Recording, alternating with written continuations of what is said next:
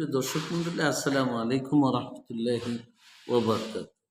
Rabindranath school পালিয়েছেন, Nazrul তো বেশি পড়াশোনা করতেই পারলেন না। লালন তো বুঝলেনই না স্কুল কি। আজ মানুষ তাদেরকে নিয়ে গবেষণা করে পিএইচডি ডিগ্রি অর্জন করে।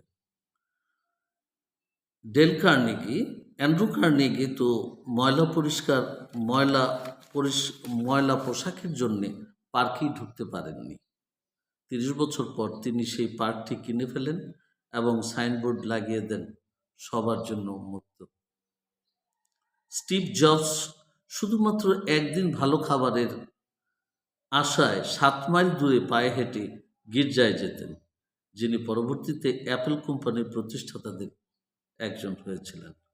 ভারতের সংবিধান প্রণেতা বাবা আম্বেদকর নিম্নবর্ণের হিন্দু ছিলেন বলে স্কুলের বারান্দায় বসে বসে ক্লাস করতেন। কোনো গাড়ি তাকে নিত না। মাইলের পর মাইল হেঁটে পরীক্ষা দিয়েছেন তিনি।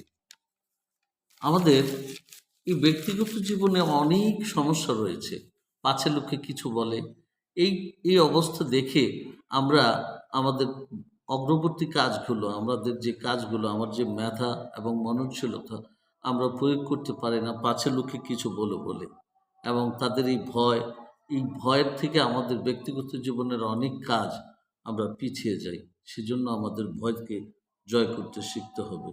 সুন্দর চেহারার কথা বলছেন, শেখ সাদি রহমতুল্লাহ আলাই বেশি সুন্দর ছিলেন না, কদাকার ছিলেন।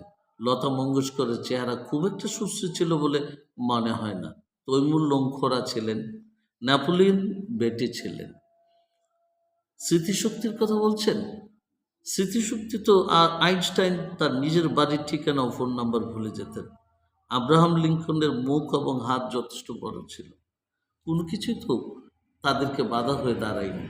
শুধু বাধা হয়েছে যে বিষয়টা, সেটা হচ্ছে আমাদের ভয় এবং কাজ না করার মানসিকতা।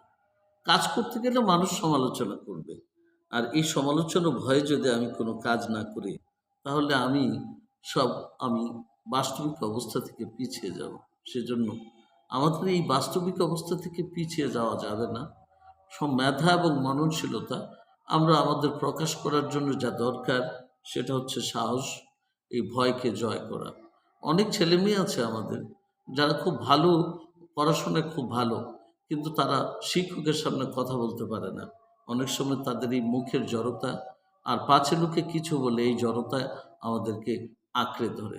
সবচেয়ে বড় কথা হচ্ছে, যিনি ভালো পড়াশোনা করেন, যিনি ভালো জানেন আর যিনি কাজ করেন, তার তো ভুল এবং ত্রুটি হতেই পারে।